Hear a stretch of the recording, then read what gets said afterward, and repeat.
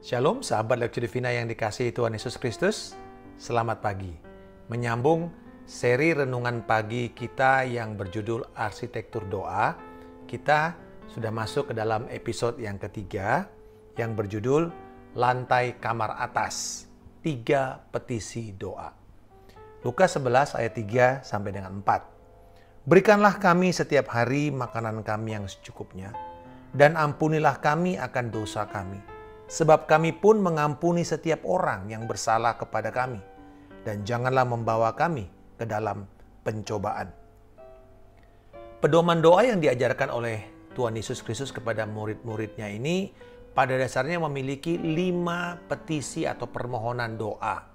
2 yang pertama kita sudah bahas dalam episode yang kedua, yaitu permohonan doa yang sifatnya vertikal kepada Allah Bapa langsung, dan didasarkan kepada karakter dan nama sifat daripada Allah sendiri serta tujuan dalam kerajaannya. Sedangkan 3 petisi berikutnya bersifat horizontal. Itu sebabnya ibarat struktur bangunan kita katakan sebagai struktur yang horizontal seperti lantai kamar atas. Ini merupakan permohonan kebutuhan kita setiap hari, yakni 3 hal ya, makanan yang dilambangkan dengan roti, lalu pengampunan, serta kekuatan di dalam menghadapi pencobaan atau godaan. Mari kita tinjau satu persatu. Makanan yang pertama, makanan atau roti. Yang menarik dari pernyataan Yesus adalah, berikan kami roti setiap hari. Kata epiosion dalam bahasa Yunani diterjemahkan sebagai kata setiap hari, atau daily, atau harian. Karena ini hanya muncul 3 kali dalam literatur Yunani. Tidak ditemukan dalam literatur Yunani kuno seperti Homer, atau di dalam Yunani kontemporer pada masa Yesus. Ini hanya 3 kali. Pertama, di kitab Matius, Yesus mengatakan, berilah kepada kami makanan kami yang secukupnya, itu roti. Yang kedua di dalam kitab Lukas ini, yang ketiga yaitu Didake, juga adalah pengajaran Kristen tentang versi doa Tuhan Yesus Kristus kepada murid-muridnya. Di sini ada 3 kemungkinan arti, yakni yang pertama, roti untuk menopang hidup sehari-hari atau sepanjang hari. Yang kedua, roti untuk hari esok. Dan yang ketiga, roti untuk hari ini. Terjemahan harafiahnya dari bahasa aslinya sebenarnya adalah ini. Roti kami besok, berikanlah hari ini. Atau berikanlah setiap harinya roti esok hari kepada kami. Apa maksud Yesus? Kok ada kaitannya dengan esok hari? Nah, ia mengajarkan untuk meminta kebutuhan material kepada Tuhan. Kebutuhan dasar kita. Sandang, pangan, perumahan, atau mungkin kebutuhan-kebutuhan setiap hari yang memang menjadi bagian kebutuhan kita untuk menjalankan kehidupan kita yang normal. Tuhan gak mengatakan, berilah kepada kami makanan pencuci mulut atau dessert, atau berikanlah kepada kami snack saja. Enggak. Tetapi makanan yang memang bisa menopang kehidupan kita untuk operasi kita setiap hari. Nah, di sini tentu kebutuhan dasar itu berkembang dari waktu ke waktu. Contoh sekarang, kebutuhan dasar kita adalah juga tentang anak-anak, sekolah, kebutuhan internetnya, ya data, itu sebuah kebutuhan sekarang. Bahkan juga transportasi, untuk pelayanan, untuk komitmen sosial kita. Bahkan mungkin beberapa di antara kita mengatakan, hah masa sih? Ya, kebutuhan liburan keluarga. Tujuannya Tuhan mau keutuhan dan kehangatan keluarga itu terjaga. Dan apa saja yang menjadi kebutuhan dasar, bukan kemewahan, tetapi kebutuhan dasar untuk memelihara. Tuhan berjanji, minta kepada Tuhan, maka Tuhan akan berikan. Nah, di sini Tuhan juga mengatakan setiap harinya. Kenapa enggak kita bilang berdoalah untuk sebulan ke depan? Karena di sini Tuhan mau mengajarkan kita untuk mengandalkan Tuhan setiap hari, bersandar hanya kepada Dia sebagai sumber kehidupan kita. Apakah salah kita membuat perencanaan keuangan atau tujuan untuk kita mendapatkan kebebasan keuangan atau financial freedom? Jawabannya tidak salah tentu. selama kita tetap membangun kesadaran akan ketergantungan kita kepada Tuhan setiap harinya. Jangan seperti satu obituari yang saya baca, dia katakan bahwa almarhum ini meninggal dalam kondisi kecukupan finansial, tidak perlu apapun termasuk Tuhan. Ada orang yang merasa saya sudah cukup semua kebutuhan dasar saya dan akhirnya dia tidak lagi bersandar kepada Tuhan. Jangan sampai kebebasan finansial kita membuat kita tidak lagi tergantung kepada Tuhan sebagai penopang hidup kita. Menarik mengenai roti untuk esok hari. Waktu saya tinggal di Belanda, melayani di sana, saya tinggal di rumah sahabat saya yang dia suka bikin roti bantal untuk sarapan besok.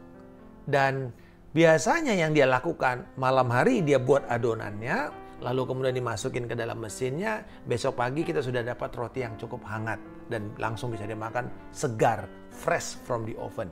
Sebenarnya ini yang Tuhan juga katakan, bahwa pada waktu kita berdoa untuk esok hari, Tuhan sudah siapkan bahkan hari ini.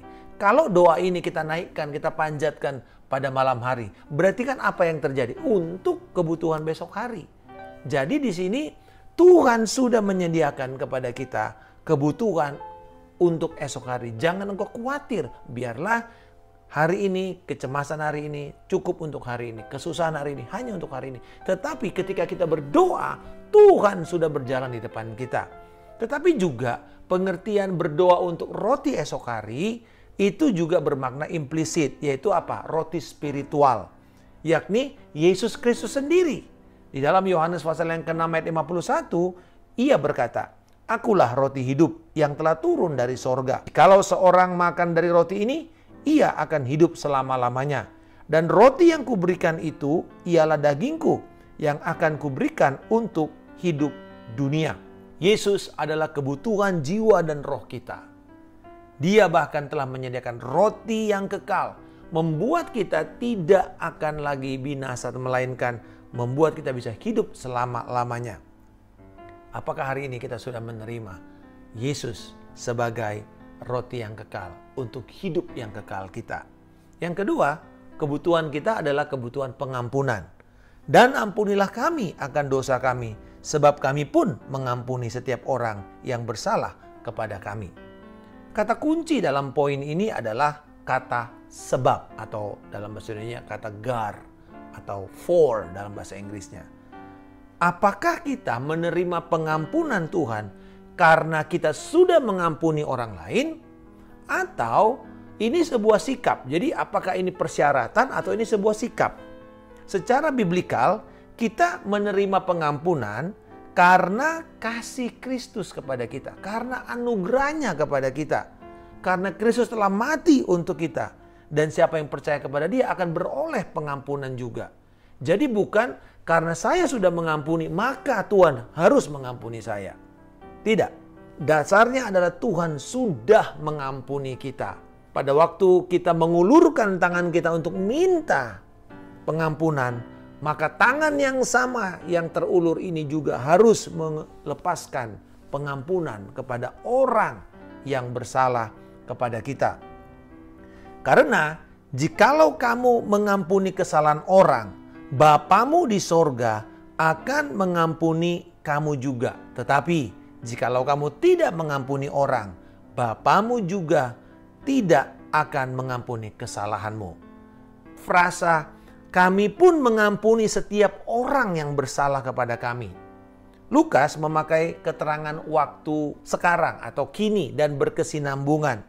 Dengan kata lain, setiap orang percaya harus siap setiap hari dan rela untuk memberi pengampunan kepada setiap orang yang memerlukannya, bahkan yang sulit untuk dimaafkan.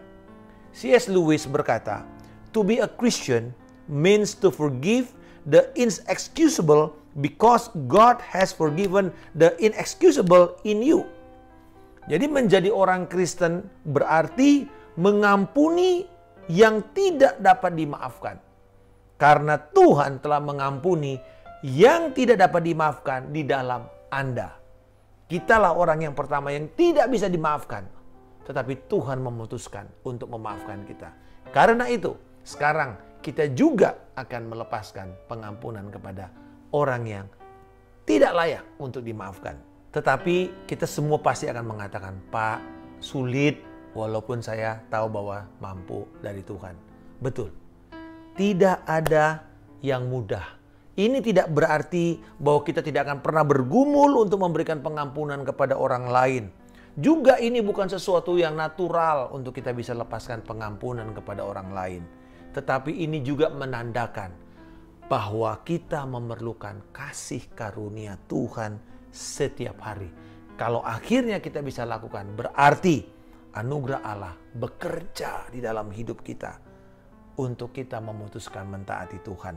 Karena memang tidak mudah mengampuni orang yang tidak bisa atau mungkin sangat menyakiti kita. Dan yang ketiga, jadi dari makanan, pengampunan. Yang ketiga adalah godaan atau pencobaan. Dan janganlah membawa kami ke dalam pencobaan. Banyak orang Kristen salah mengartikan ayat ini. Seolah-olah Allah itu adalah aktor intelektual yang ada di belakang, di balik layar semua persoalan, semua godaan-godaan yang kita hadapi. Yakobus pasal yang pertama ayat 13 dengan jelas menjelaskan hal ini.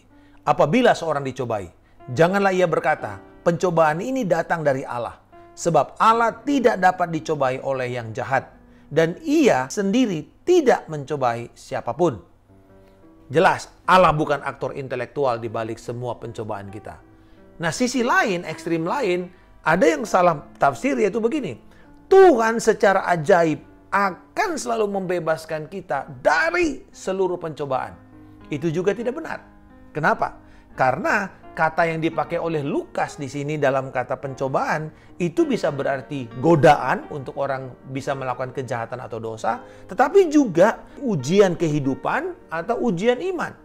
Dan pada dasarnya kalau yang hal ini menjadi baik buat kita untuk membentuk hidup serta pelayanan kita. Di Alkitab semua rasul-rasul, semua orang-orang benar, bahkan Yesus sendiri mengalami pencobaan-pencobaan sampai kepada ukuran yang penuh dan yang sempurna. Pencobaan saat berhasil kita tolak itu akan membangun sebuah kekuatan moral dan karakter di dalam diri kita. Temptation is not so much the penalty of manhood as it is the glory of manhood. It is that by which a man is made an athlete of God, kata Thomas Watson. Pencobaan bukanlah hukuman kedewasaan, melainkan kemuliaan kedewasaan. Itulah yang dengannya seseorang dijadikan atlet Tuhan. Kita akan bertumbuh dewasa, kuat, dan bisa dipakai Tuhan dengan luar biasa. Kalaupun kita harus melewati ujian-ujian serta pencobaan-pencobaan. Sebenarnya doa yang tepat terhadap pencobaan itu adalah seperti ini. Kita meminta Tuhan untuk membebaskan kita dari pencobaan yang terlalu besar dan mengakui bahwa kita dapat jatuh ke dalam bujukan serta serangan-serangan seperti itu. Kita diingatkan untuk sadar senantiasa bahwa upaya terbaik kita melawan pencobaan tanpa penyediaan kekuatan dari Tuhan akan menjadi sia-sia. Kita harus senantiasa berseru agar Tuhan itu memberikan kepada kita pencobaan yang tidak melampaui, tidak melebihi kekuatan kita untuk menghadapinya. Dan firman Tuhan berjanji bahwa Dia tidak pernah memberikan pencobaan yang melampaui kekuatan kita. Tetapi pada waktu kita dicobai, Dia setia dan Dia adil dan Dia akan memberikan kekuatan serta jalan keluar untuk kita menanggungnya. Bapa di surga, terima kasih Engkau berjanji memelihara kami setiap hari. Mencukupkan keperluan harian kami. Tuhan, mampukan kami untuk mengampuni setiap orang. Dan memberikan kekuatan menghadapi setiap pencobaan. Untuk membentuk kami menjadi alat kemuliaan-Mu. Di dalam nama Tuhan Yesus Kristus, kami telah berdoa dan mengucap syukur. Haleluya. Amin. Salam kemenangan. Saya Pendeta Markus Simanjuntak.